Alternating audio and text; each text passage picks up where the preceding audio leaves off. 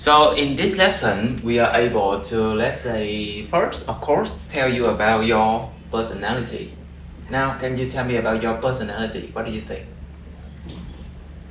I can describe myself as punctual person. A punctual person? Yeah. Okay, good. And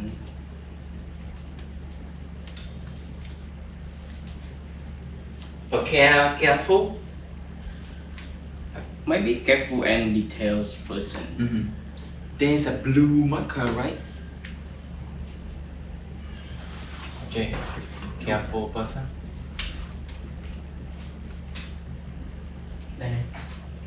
Mm-hmm. Okay.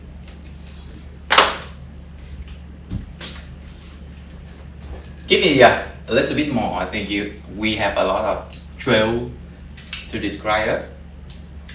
A little bit stubborn. Stubborn. Yeah. Okay. Stubborn. 1D. Mm-hmm.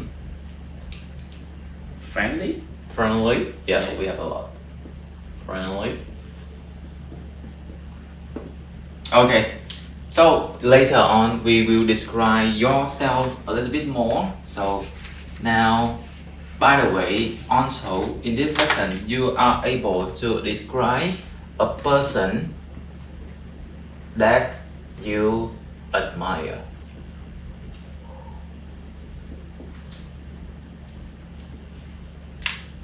What is the person that you think you will admire? What kind of personality or character will he or she have? I think some people who is success in their work and their life. So okay, let's say successful. Mm. Mhm.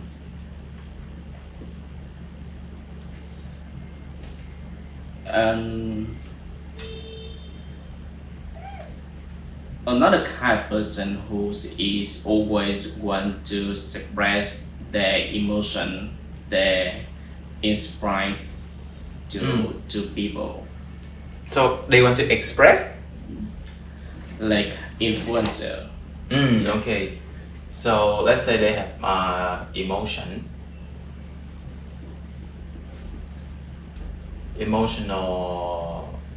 expression. Influencer. Mm. Okay. One more. A person you admire.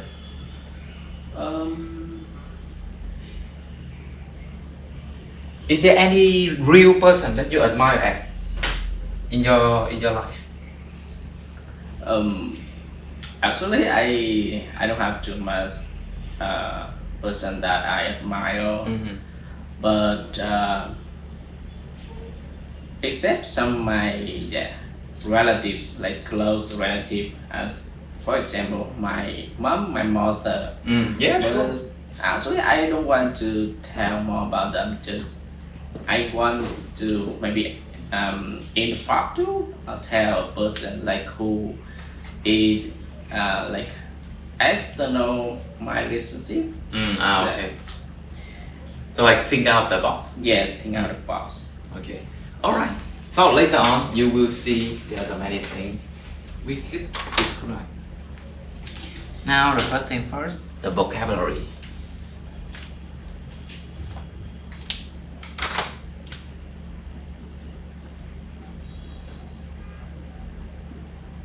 How do you consider yourself as a person who has humorous? Humorous. Humorous. What does that mean? Okay, humorous. I think you know. Is this similar with the humble? No. Humorous. Humorous.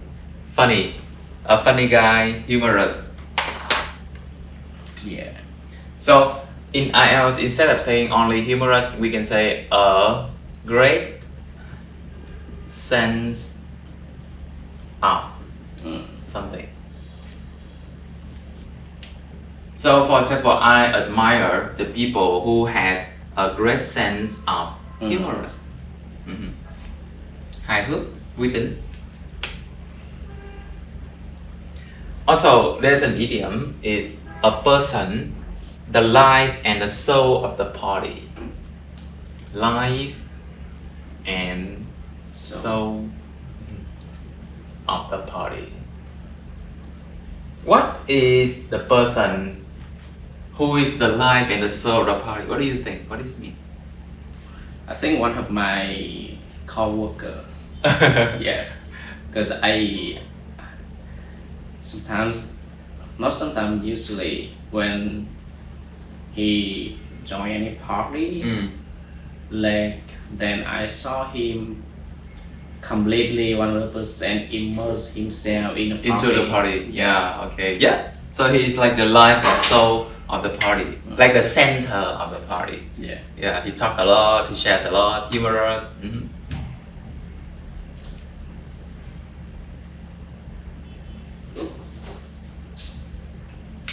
Previously, I have give you a phrase. Now I want to test if you can remember. When somebody make you laugh, what can we say? Make somebody laugh. So this is the normal way, but I have shown you this is another way with crack. Remember? Crack me up. Yeah, crack someone up. To make somebody laugh a lot. Today I want to give you a paraphrase of many people.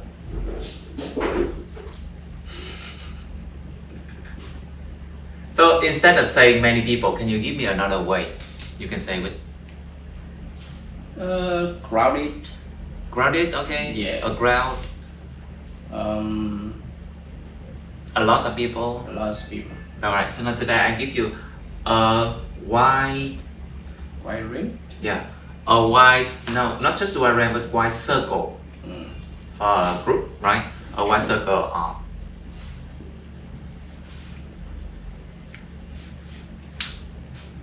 So a wide circle of my friends. I have Ducky. He has a great sense of humor, and he is always the life and soul of the party. Yeah, he usually cracks everybody up. Yeah, so that's how we do it. So this is the first example, and I'm going to give it to you. Let's see if you can crack it for me. Your job is to translate these for me.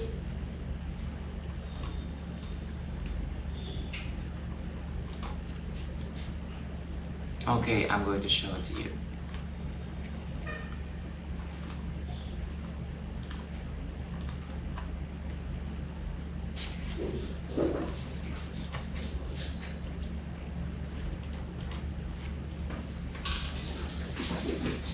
So this is talking about yourself.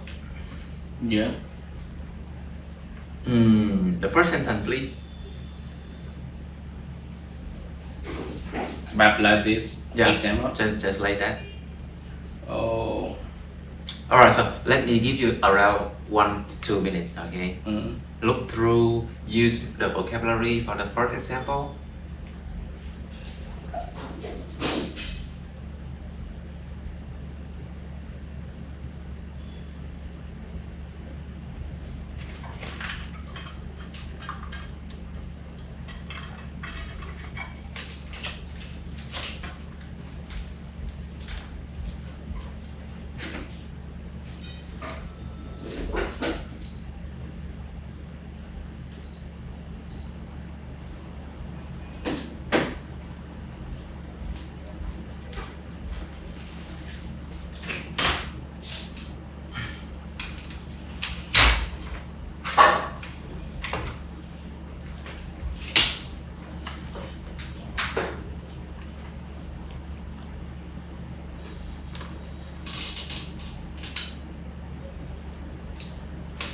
Okay.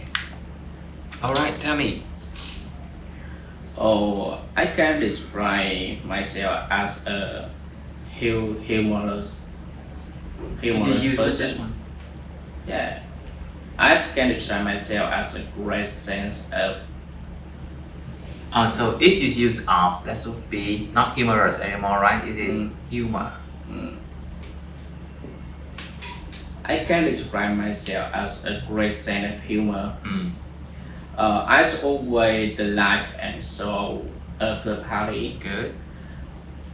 That's the reason why I have a wide circle of friends. Almost my friend told me that my stories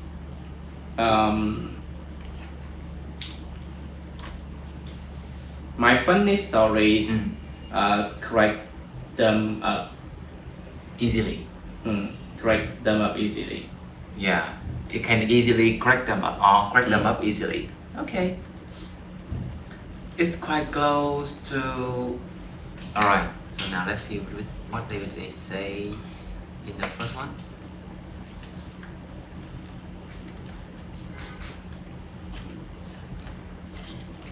So you can see in here. Very close. I would say that I have a great sense of humor. Yet you see, I'm always the life and soul of the party that I take part in. That's why I have a wide circle of friends.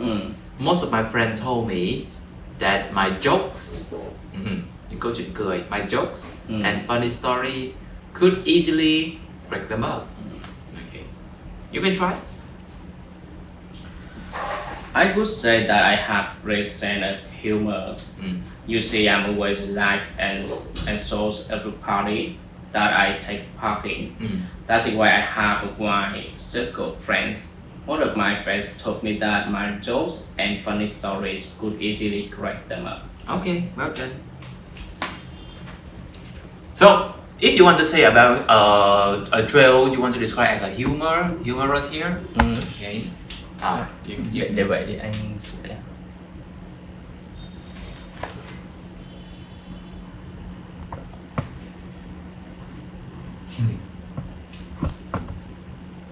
Okay. Okay. Now we're going to the second example.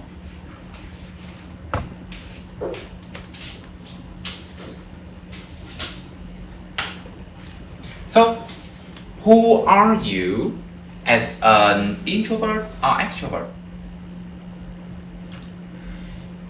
Oh, that's very an interesting question because I still can't determine what kind of person I am because sometimes I can describe myself as an introvert person, but sometimes I can transform the introvert to extrovert. So I think it depends on. So let's say I am the mix between mix between or neutral. or neutral, alright, or the hybrid between introverted and extroverted. Okay. So the first one. When you want to describe, so I think this is quite close meaning to Vietnamese, this and that. Or you can say here and there. So remember, this is quite informal. Informal. It's like sometimes you say, yeah, I always want to do many things, this and that. Sometimes here and there. Or like this, like that. Okay, yeah. So now I will give you. There's the verb drink. Can you paraphrase that? Drink. Wing. Drink something. There's a small word. So if you go to a coffee shop, right? You or a bar, you order a cocktail. So usually we don't drink cocktail. We just take a little, right? Taste a little. Taste. Yeah, taste a little. So but the word taste is quite big. It could be about food. You can taste the food, taste the beverage. But in drink, we have a verb sip. Sip. It could be like take a sip. So in this case, sip is a noun.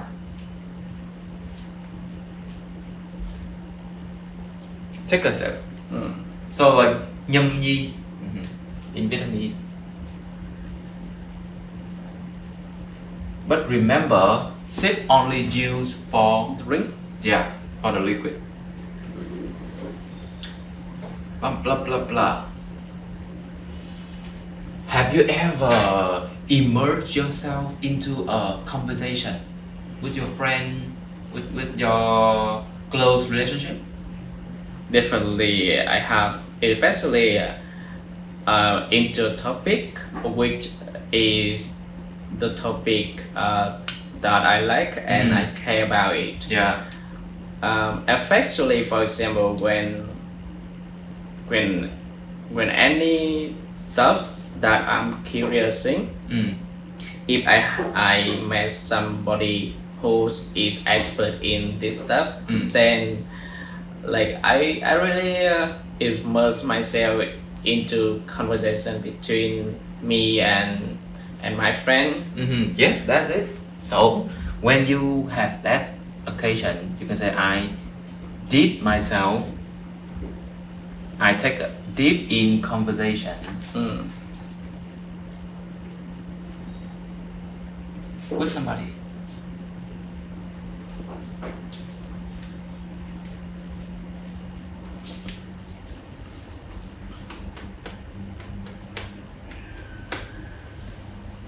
Okay, now repeat to me, alright? Introverted. Introverted. Extroverted. Extroverted. Okay, it's like a mix between. Mix between This and that. this and that. You can connect here this and This and that. okay, here and there. Here and there. Yeah, here and there. Here and there. Okay, good. Drink. Drink. Sip. Sip. Sip. Sip. Take a sip. Take a sip. Deep in conversation. Deep in conversation. Conversation. Conversation. No, I checked that already. So this one is not Z, it's S. Yes, conversation. Yeah. Conversation. Conversation. Conversation. Yeah. Not Zation, right? I used to get mistake like that. So deep in conversation with somebody. So with all of that in your mind, you will have the second example. Wow, this is talking about, I think, an extroverted.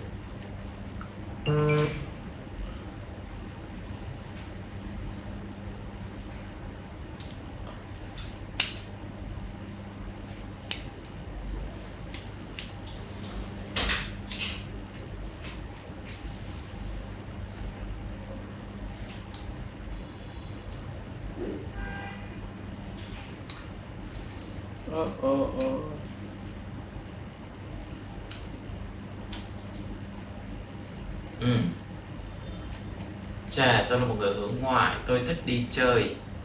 Cụm từ đi chơi mình học rồi đó, là hang out.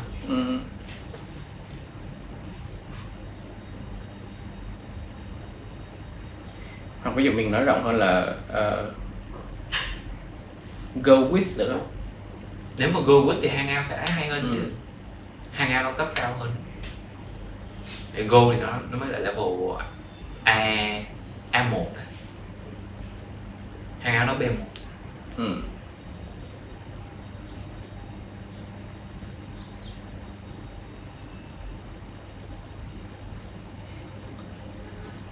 Sip coffee. Rồi, tại quán cà phê yêu thích nhất. Bữa trước mình đã học cái yêu thích nhất ấy. All time favorite.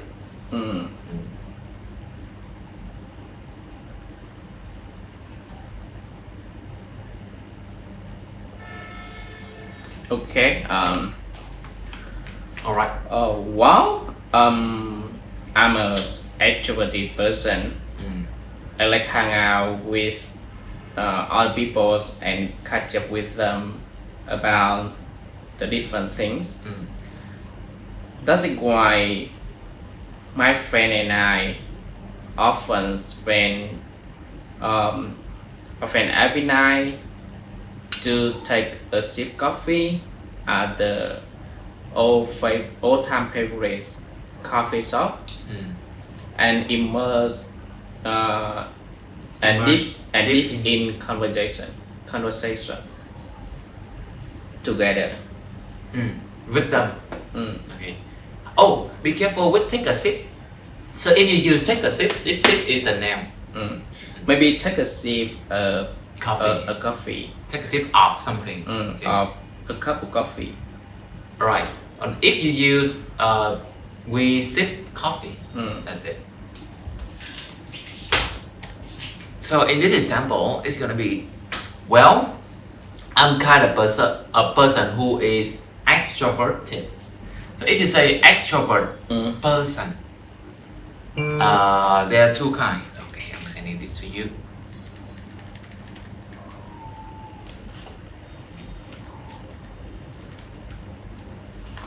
Here.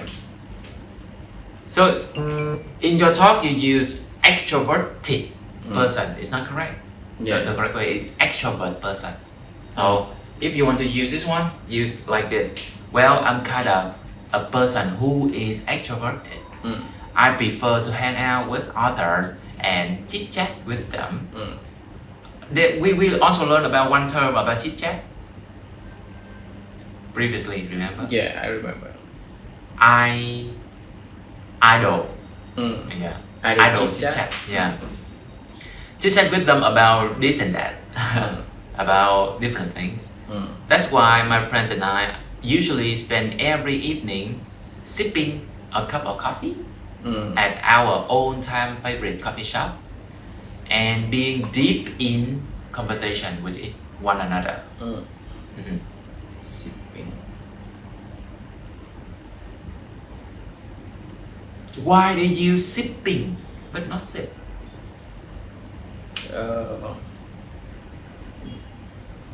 Spend. What grammar is it? Spend, that's it. Spend plus time plus verb ing. Yeah. Okay. Right, now we're going to the final example. Lát nữa xong speaking mình sẽ làm về writing nhé. Okay. Lâu rồi chưa đụng vào writing.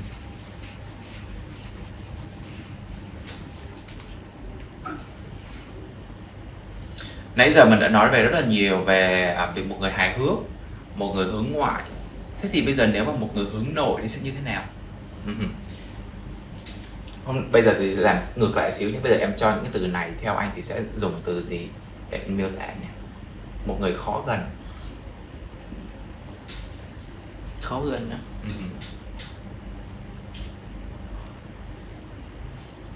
Ingoing đó. Outgoing rồi phải có ingoing nữa đúng không? Đúng rồi, có từ outgoing có nghĩa là kiểu cởi mở. Thế nên cái từ là cái từ approach ấy, anh nhớ từ approach không? Approach động từ có nghĩa là tiến tới nè. Thì approachable là có thể tiến tới, đúng không? Thế thì một người không khó gần là người unapproachable. Approachable.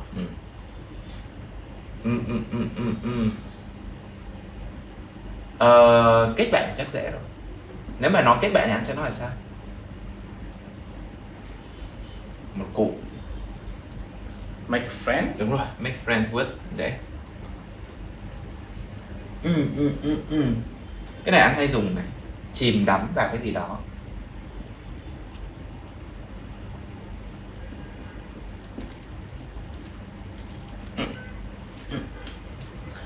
Động từ chìm đắm. Immerse. Đúng rồi, immerse.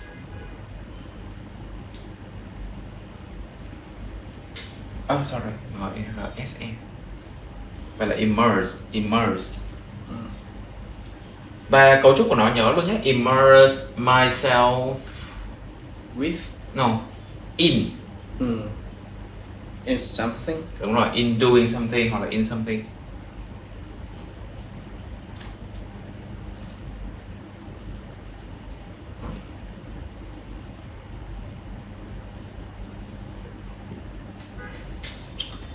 Một cuốn sách thú vị. Ấy, hay nè. Ví dụ anh muốn nói là chìm đắm trong một cuốn sách thú vị.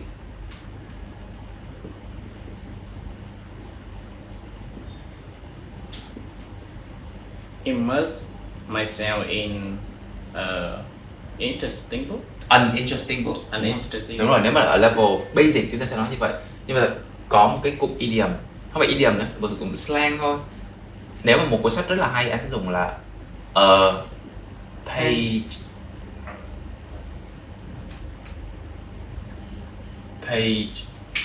turner. Từ này hay lắm.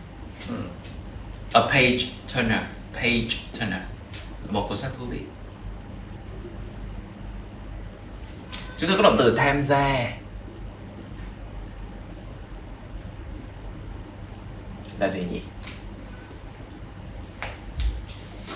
Take part in, đúng không? Participate in.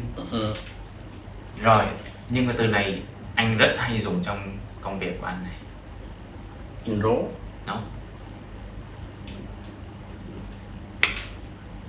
Đây là một trong những cái requirement trong công việc. Bữa anh có nói đó.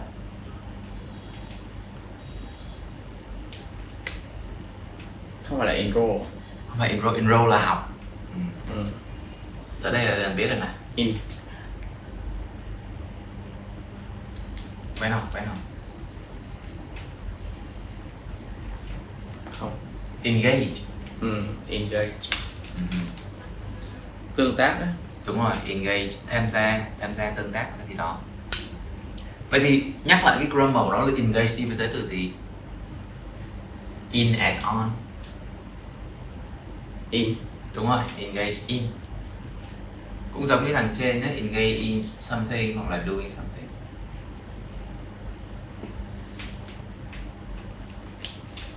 Now, repeat for me. Unapproachable. Unapproachable. Approachable. Unapproachable. Okay. Make friends. Make friends. Immerse myself in something. Immerse myself in something. A page turner. A page turner. Alright, so this is page Turner. turner. A page turner. Alright. Engage in something. Engage in something. Very good. So with that in your mind, we're going to say a person who is introvert, what will they say?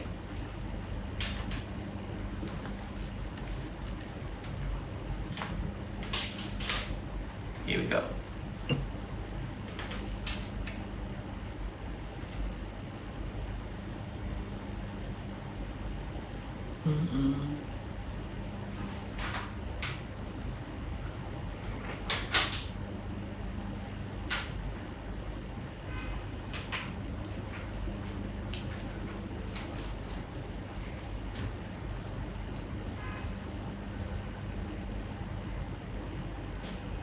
Well, to be honest, I find myself as an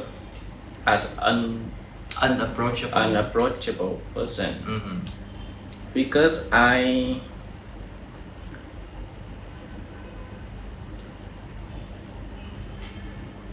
find it difficult to make new friends. I want to stay at home with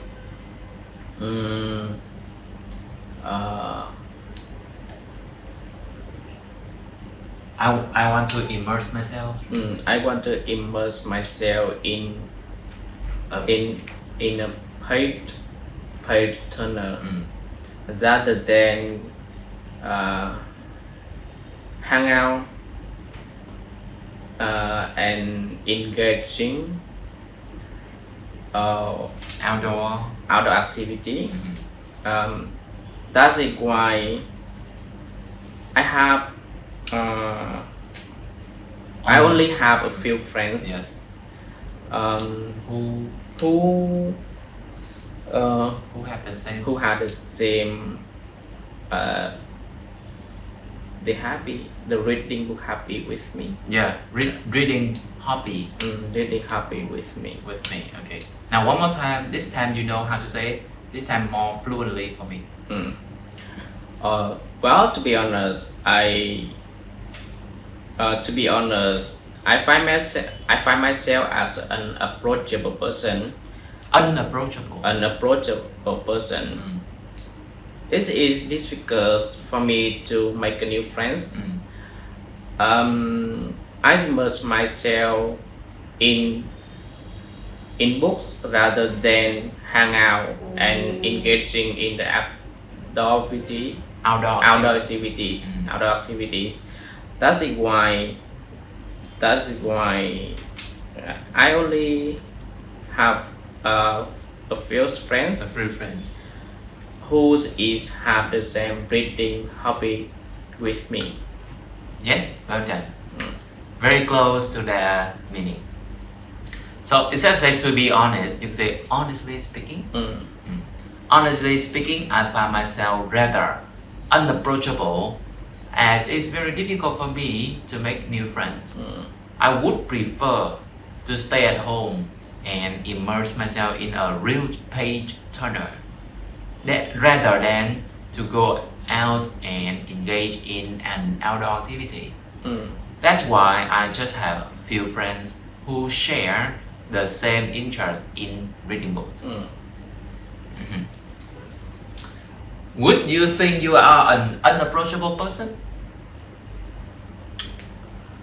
Oh, actually, some person told me that when they first met with me, they have a feeling like I'm an approachable person. But after a while, talking and chatting with other, then they change their mind. Yeah, I still remember the first time when I saw you at the dormitory.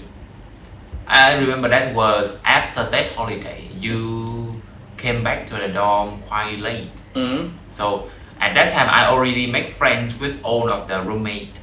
Yeah. Except from you because you came later. And then I saw you with your haircut.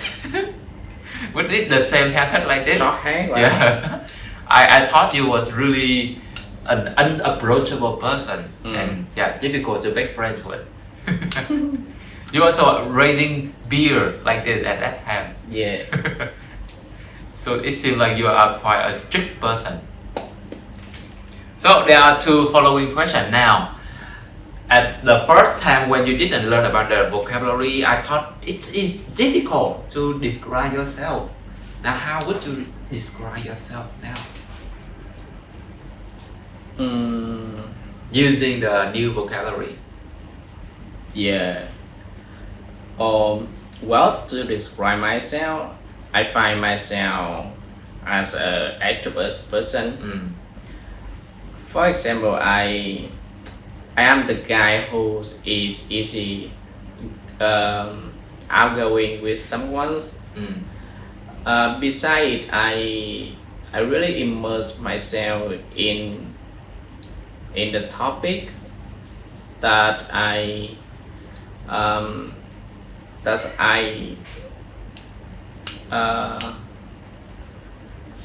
really want to share with others, and the topic that someone who want to talk with me in the case that I am into with this topic. Deep in conversation. And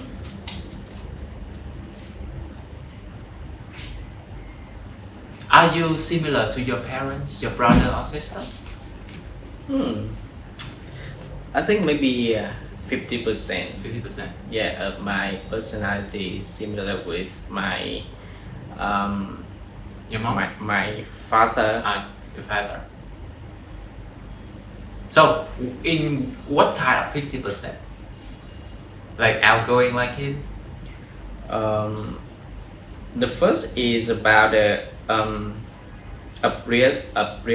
Appearance. Appearance. Mhm. I have the face Look like him. look like him. Maybe about The eye, the nose. 80%. Like Mhm. for example, when I meet someone Mm. and that guy already know my father, Yeah. then they can easily recognize I am a son. Like father, like son. Yeah, Okay, recognize. recognize. So that is your appearance. Yeah, Mhm. but about personalities, I think because I'm a young person, so I quite open mind compared with my father. Mm. My father is a little bit stubborn, and like I mean, his ego is a little bit Bigger. bigger than me. Mhm. And you know, I think the environment changed myself. Yeah. Because you know I have been living in Ho Chi Minh City for 10 years, so I have an opportunity to approach the culture and the knowledge. So Mixed culture. yeah, it's definitely changed my mind Mhm. in a better way. And so I am so the environment, you know, so It play a transform me Mhm.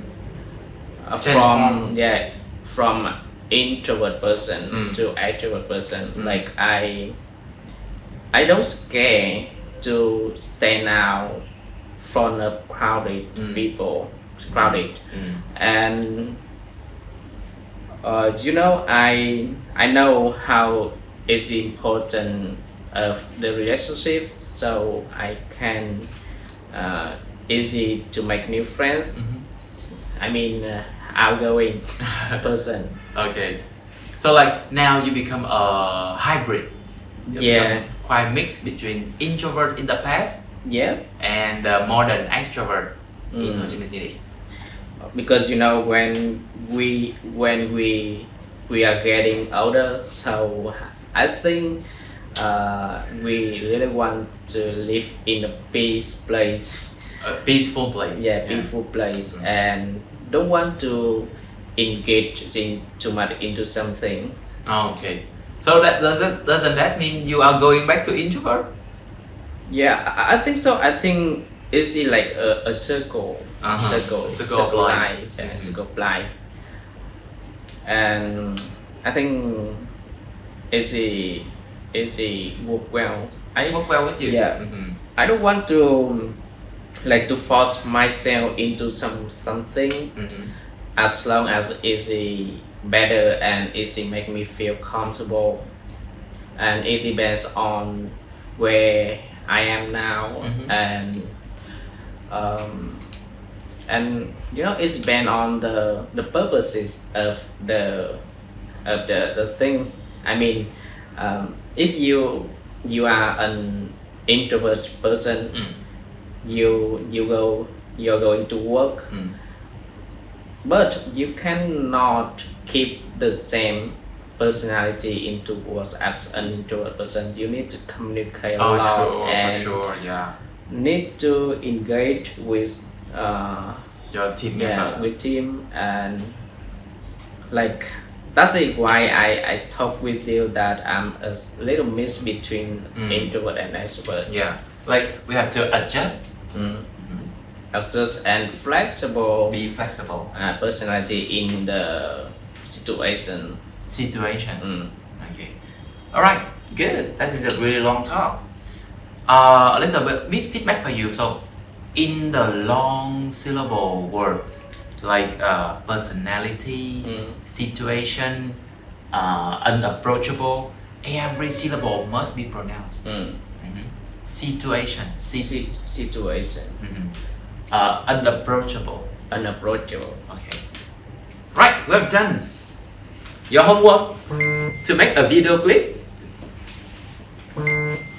Okay, it could be talking. I think you are trying to make a new channel. So let's say, describe yourself. Give me at least about 3 trails about yourself. Remember, the 3 trails must be following KCEC. Yeah. Okay, so for example, let's talk about, are you a humorous person? Extrovert, let's say extrovert, okay? Extrovert, okay. Extrovert. So if you say you are an extrovert person, so you have to kick off first. Yeah. Yeah. So you say, well, frankly speaking, I am an extrovert person. That is the first one. The next C, what is it? Clarify. Clarify. Now, clarify how extrovert are you? Why you think you are extrovert? Yeah, because I can give something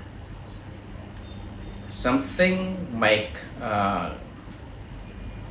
something describe about the extrovert person. Yeah, so it is here. So you can say like, I can deep in any conversation with my teammate, with my friends. I am the life and the soul of the party. Okay, I like to hang out with my friend rather than just stay at home. Yeah. Okay. Now, like we are trying to explain what is an extrovert person. Yes, that's it. And why it suits you. So in here is like why or how. How you think so. And the first example, that's a lot. So you can give me some example why you think so, like and in a project, okay, or when you at a party, something like that. Yeah. And the last one, what is it? Counter. Counter. So in the counter here, you will say to the second trail. Introvert. Maybe. Okay. Yeah, maybe. Counter. Yeah, the counter of extrovert is introvert. You say, however, being extrovert all the time was not a person like who I am. Sometimes I feel I am a kind of introvert too. And then you go to KCEC again. Okay. So the counter in here could be changing into the K in the second. So like KCEC again. So it actually, its look will be like KCE, KCE, KEC. So counter of the first will be the kick off of the second. Okay. Like a loop. Yeah, it's like a loop. And tell me at least 3 trails like that, okay? 3 trails. And that is a perfect idea to make a video clip for your channel, I believe. Okay. Alright. That's it. We are done with the speaking today. Now let's jump into process.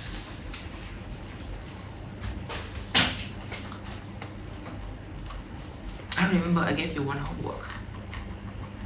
Yeah, about the process for making or filtered water. Yeah, in Australia. Today, I think you haven't done that, right? Yeah. So, Just we already finished introduction sentence. yeah, introduction, And like overview to 2 first sentences. Today we're gonna write the body. So I will send you the picture again.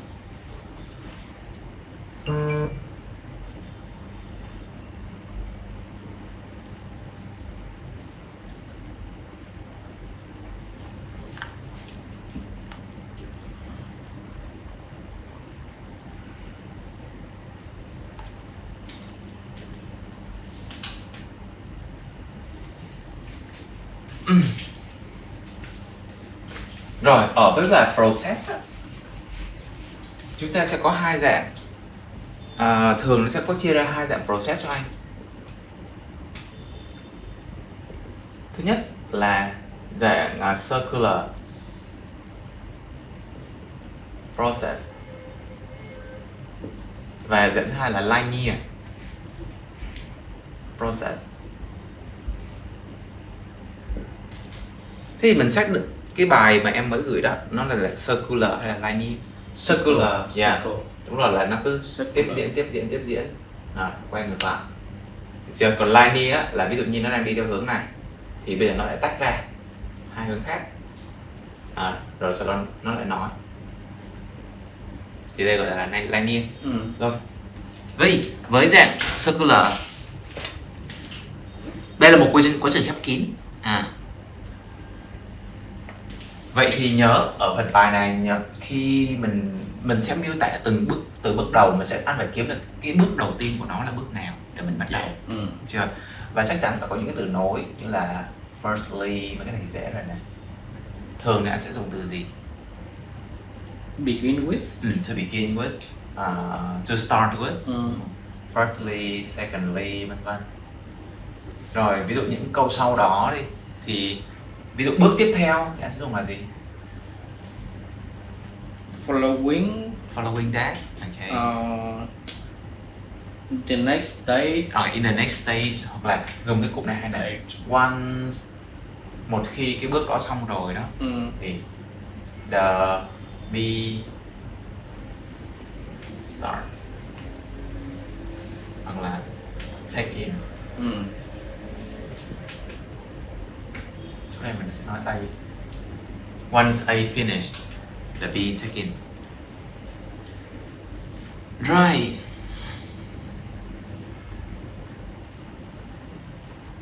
Rồi, bây giờ em sẽ cho thêm một vài cái từ vựng để cho anh thể ăn điểm thêm vào process đi ha. Ví dụ như cái từ tạo ra. Tạo ra dùng từ gì? Create. Đúng rồi, create. Hãy dùng từ này. Ok. Rồi, từ thứ hai, ví dụ từ phân phối. Distribute. Đúng rồi, distribute. Cái này sẽ rất hay ra trong này. Trong cái biểu đồ này có phá hủy không nhỉ? Không có, nhưng mà em vẫn cho đi. Sau này ví dụ nó từ phá hủy cái gì đó. Đó là từ demolish. Đừng có dùng từ destroy nhé. Hoặc là từ terminate. Đúng rồi, terminate. Hai từ này rất hay. Rồi, sản xuất, xây dựng. Produce.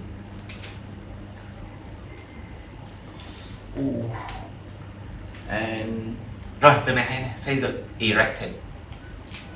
Từ mới.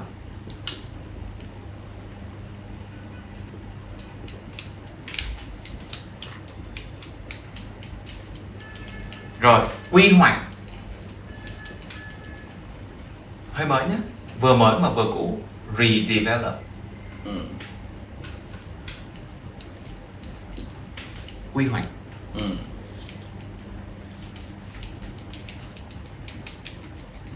Rồi, bây giờ mình sẽ dựa vào nhìn vào trong cái phần cái hình đó. Mình sẽ bắt đầu với bước nào đầu tiên? Rainwater. Đúng rồi, cái rainwater nó The rain. Rồi nó xuống dưới đó, sau đó mình làm tới, nó sẽ trải qua cái gì? Water filter. Đúng rồi, mình sẽ nói về water filter. Trong bước này water filter để làm gì? Maybe make the water clean. Thực ra để làm gì cái này mình cũng không nhất thiết là phải nói. Mình chỉ nói là nó qua cái bước filter thôi. Và bước filter này nó sẽ được nhập đến vào storage. Ai nhớ phần body này sẽ chia ra làm hai nha, sẽ có tầm 2 body.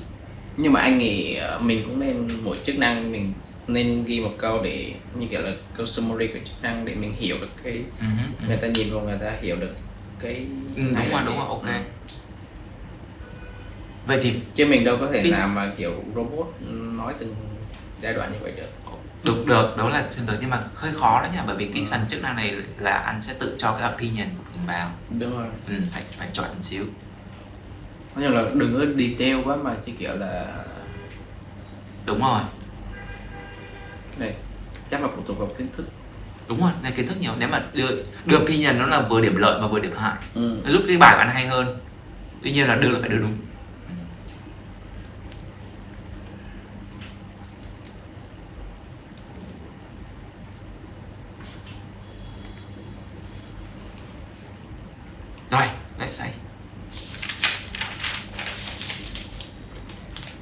Thế là em sẽ chia cái bài này làm hai. Hướng đầu tiên sẽ nói từ lúc drain water drop tới cái đoạn storage là đoạn 1. Đoạn 2 sẽ là từ water treatment đi lên trên. Hướng đầu tiên là đi xuống, hướng sau là đi ngược lên. Chia 50-50.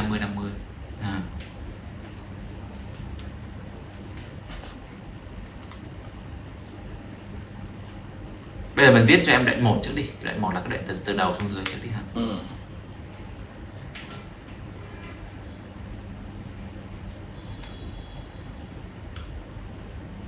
Diagram somehow rainwater is collect.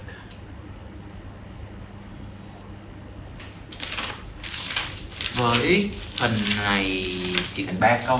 Em làm mẫu chỗ này. Có vẻ như đang hơi Ý là không biết bắt đầu viết như bắt đầu từ đâu đúng không? Kiểu như không biết văn phong bắt đầu. Bây giờ xong cái phần introduction rồi nha. Distribution. Cái việc phân phối nước.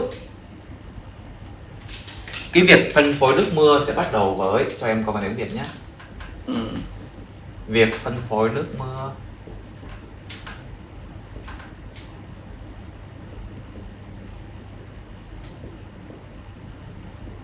bắt đầu với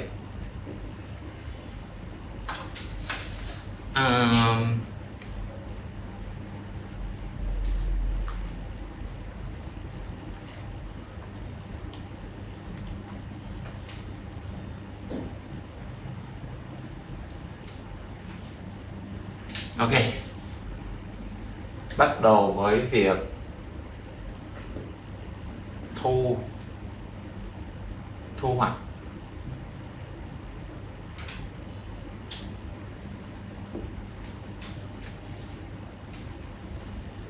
nước thông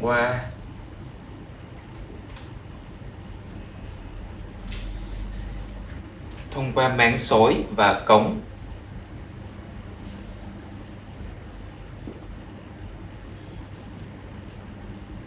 Những cái từ máng xối và cống ở trong hình nó có rồi.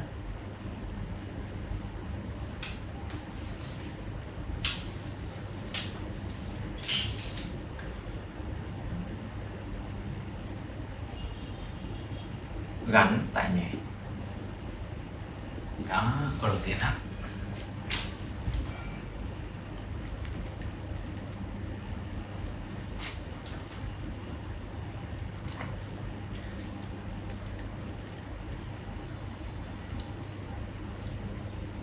Từ cống thì là cái từ drain á. Còn cái máng xối thì chưa có, vậy em cho anh từ máng xối. Máng xối là gutter.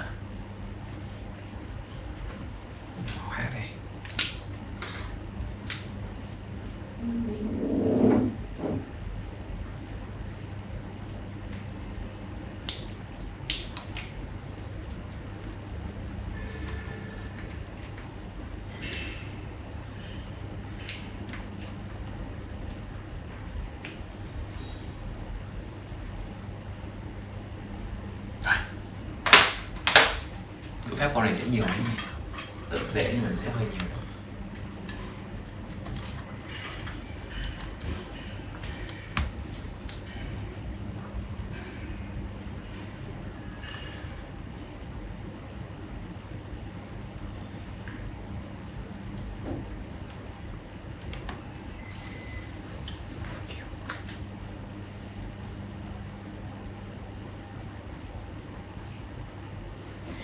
Ủa, cái này khúc này nó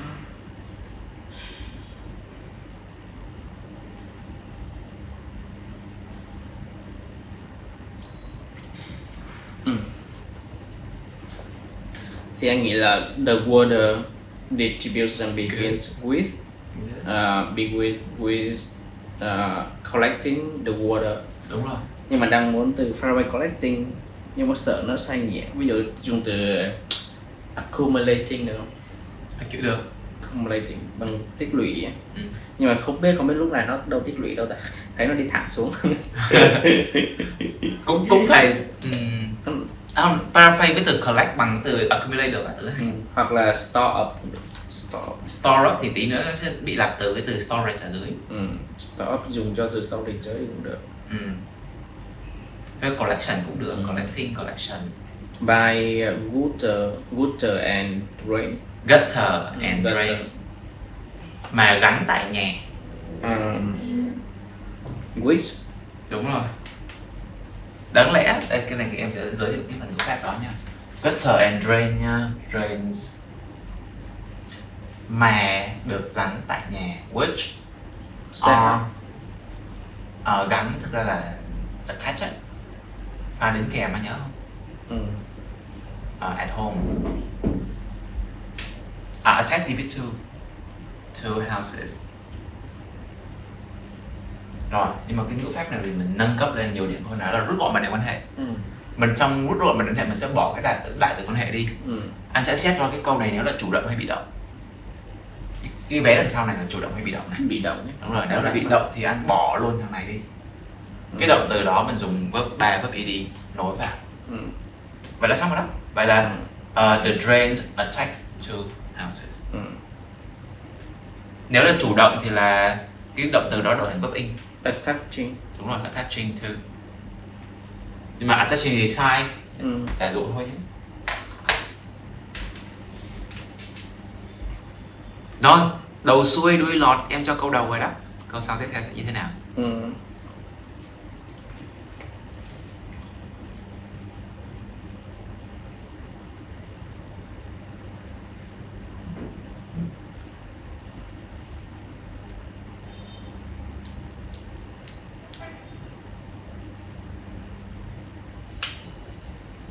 Tụi này, cái bài mẫu này nó đưa một cái ý opinion cũng khá là hay nè. Nó cho một cái câu opinion, anh thử dịch câu opinion cho em này. Nước thấm xuống đất không được thu thập theo sơ đồ này. Có nghĩa là chỉ qua gutter và qua drain thôi. Còn lượng mưa mà thấm xuống đất thì nó không có thu. Đúng rồi. Đó. Nói thêm cái này. Đúng rồi, tại vì nó nằm ở ngoài sao mà thu được. Nước thấm xuống đất không được thu thập theo cái sơ đồ này.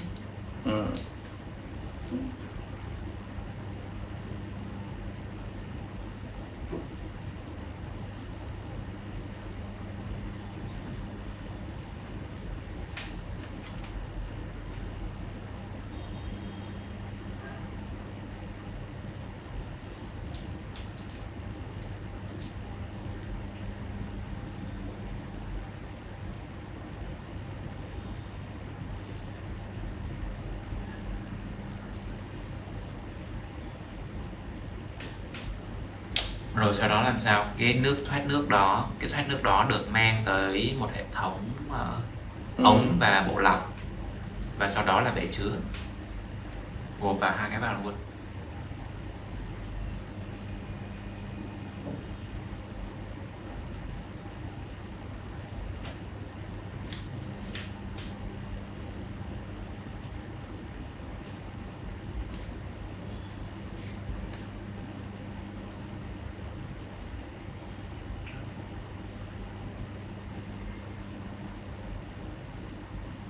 Sau đó nước mưa được trải qua một bộ lọc và được chứa ở,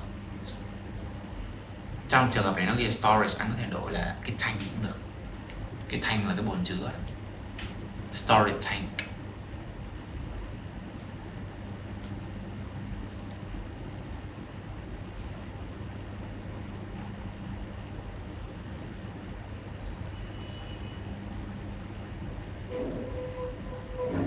Rồi em cho anh cái từ thấm nếu anh muốn dùng cái câu hồi nãy. Tôi mà nói là nước thấm thì thấm là sip into. Thấm.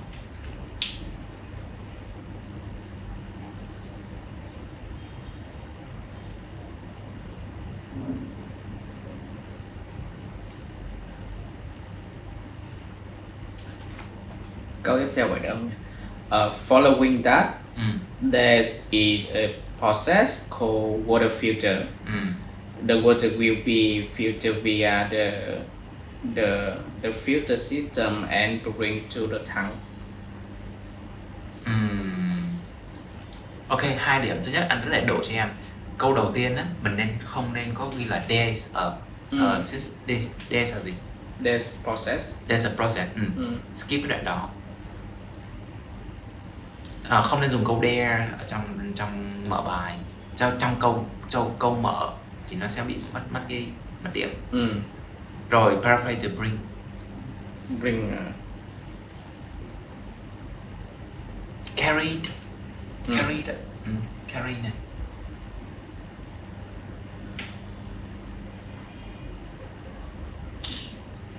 Moving đúng không? Moving là di chuyển, còn carry là được mang đi, carry into nó hay. Carry into hoặc là carry through, thông qua cái gì đó.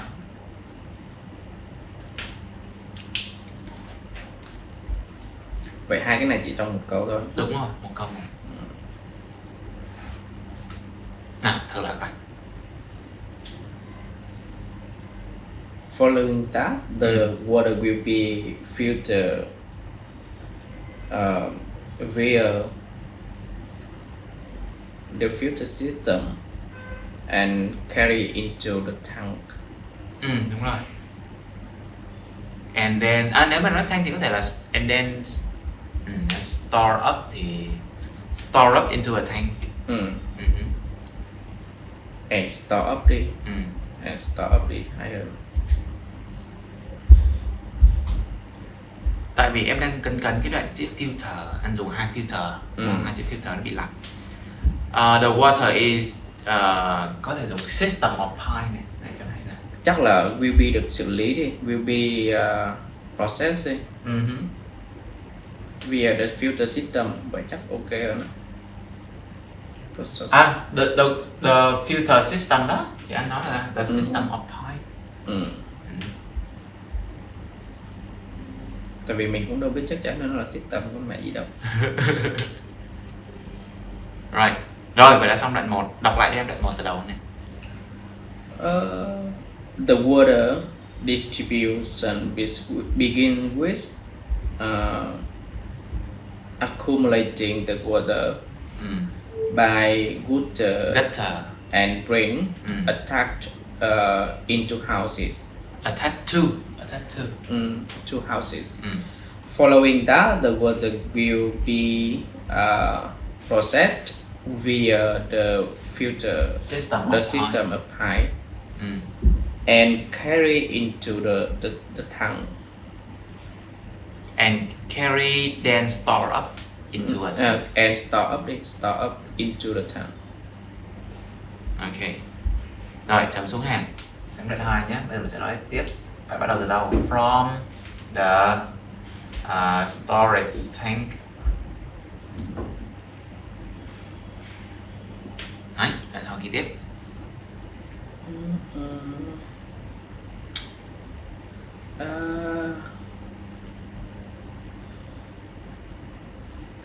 Em cho anh cái này là it. Sau đó nó được đi theo thì không? It next flow. Từ này anh hay dùng này, bây giờ cho dùng cái trong của nó. Đúng rồi. It next flow into cái gì đó. Into water treatment. Đúng rồi. Water treatment gọi là gì ta? Xử lý nước.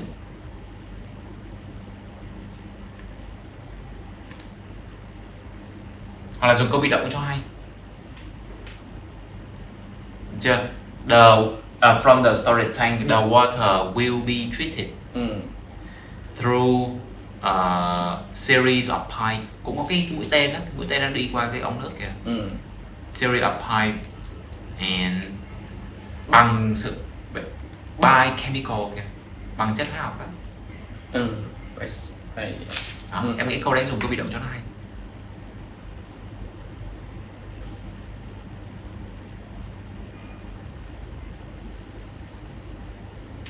Process là dạng này lúc nào cũng phải là bị động, tại vì mấy cái này là mình không có tự làm được.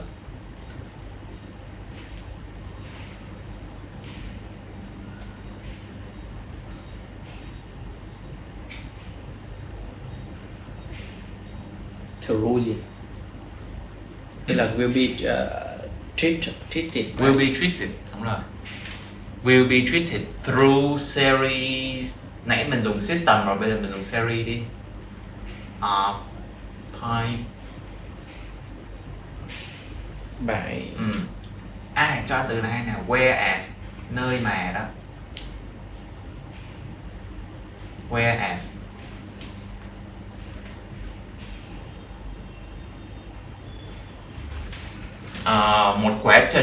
Một quá trình chất học, đúng không? A chemical process. Whereas a chemical process makes the water clean.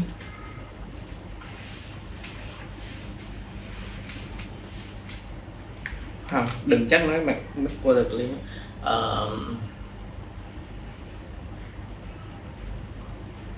Ok. Anh nghĩ là as the final process before distributing to Household.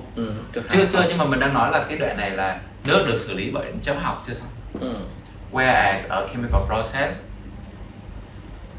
play its role được nè. Play its role như là nó sẽ thực hiện công việc của nó đó.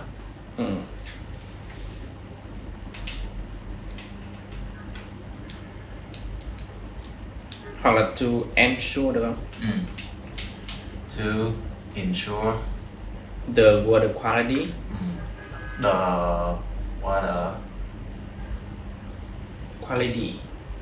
Ê, anh mới học được cái từ ensure này trong văn reading, chắc là từ reading nó cũng viết theo. Đúng rồi, nó là vậy đó. Reading với lại writing nó có bổ trợ nhau, tại vì đều là văn academic. Nè, anh học được cái từ này.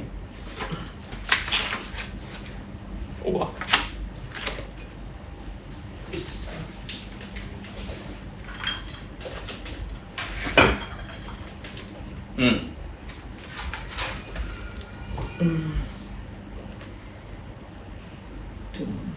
Ascertain á. Ascertain. Ascertain. Động từ. To make certain something này. Ok. Từ đấy hay đó. Mấy từ này là anh học ở trong reading. Ascertain. Certain, đúng rồi, hai từ đó phải sao?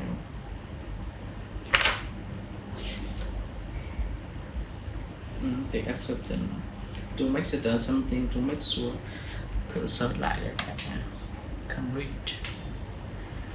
Cambridge. To ensure the water quality enough for resident.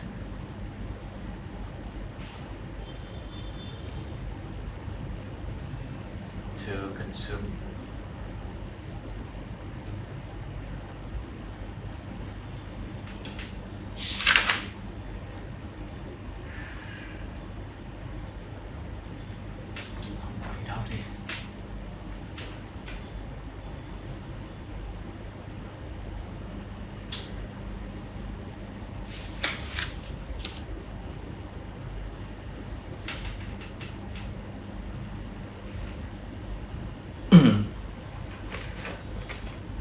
Nó kia là to make certain of something. I ascertain that no one could overhear us before I talk.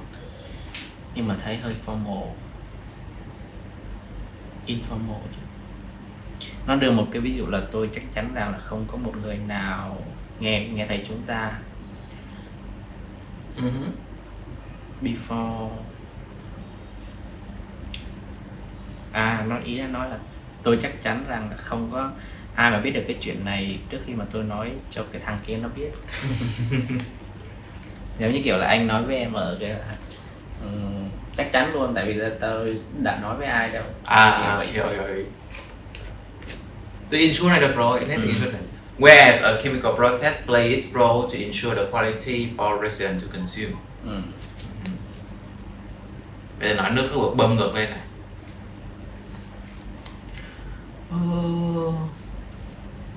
Sau khi nước được xử lý, After the water is the process thì dùng rồi. Has been đi, dùng hay tả thành đi. Process bây giờ dùng động từ.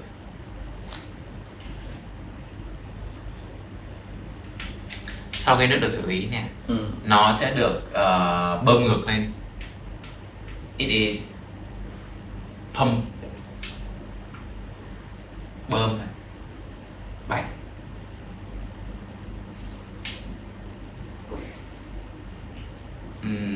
To house.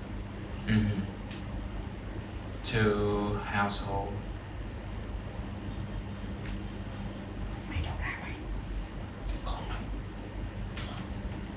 nó là cái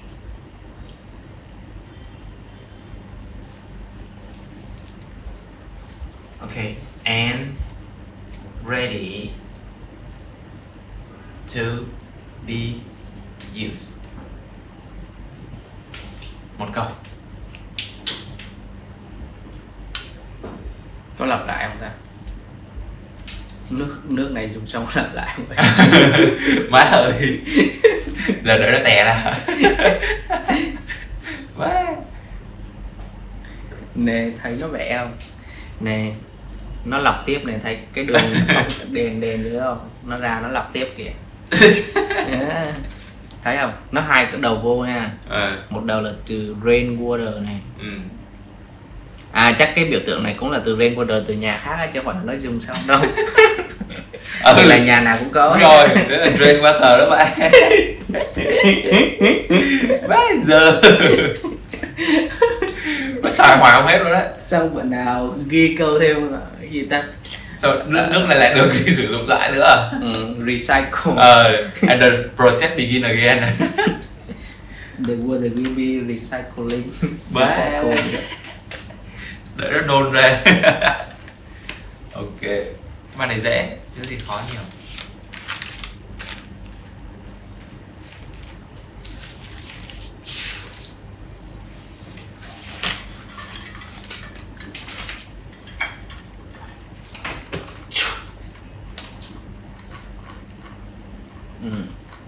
Cái mặt kìa, cái mặt nó đáng thương như kìa. Mày đáng thương, mày đáng thương.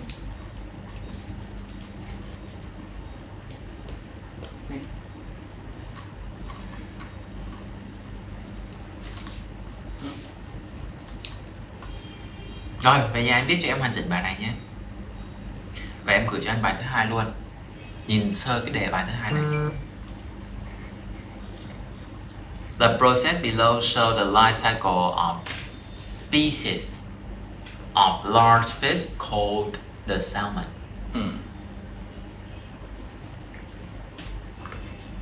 Bài này dễ hơn thì vì nó đánh số cho anh rồi.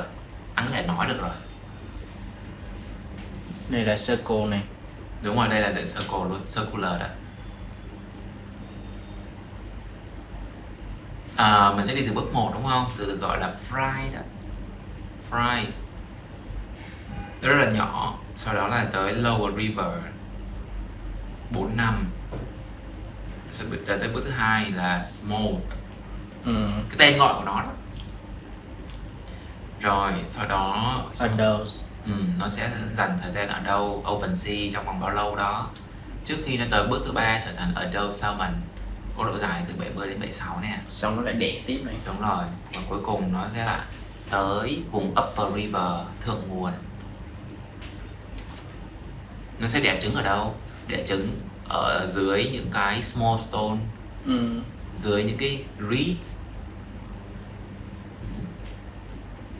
Và vậy thì với bài này anh sẽ nói về từng giai đoạn nó sống ở đâu, trong bao lâu. Kiểu mình mô tả nó. Đúng rồi, y chang vậy, y chang mô tả.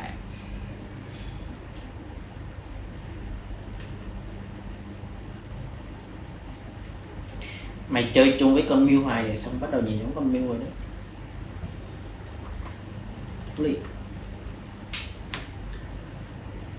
Rồi, đây là cái bài mẫu ha. Dựa vào đấy, tham khảo cho em thêm. Em Em chưa có thêm nhiều từ nối nha, nhớ anh thêm từ nối với cho em, ví dụ như là một khi bước này đã kết thúc thì bước sau nó thế nào.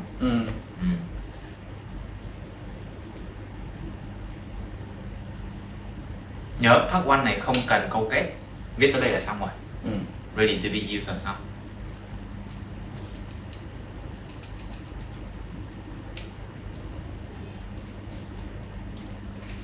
Lì càng ngày càng mập. Vậy thì homework cho bài writing buổi sau nhé, là em sẽ chấm nha, em sẽ chấm cái Nguyên bài hoàn chỉnh luôn. một bài hoàn chỉnh luôn. Còn bài speaking cho buổi sau là tell me 3 traits about your personality following KCEC. Okay. And that's it. That is one session with Ducky in better English every day. Better English than yesterday. Better English than yesterday.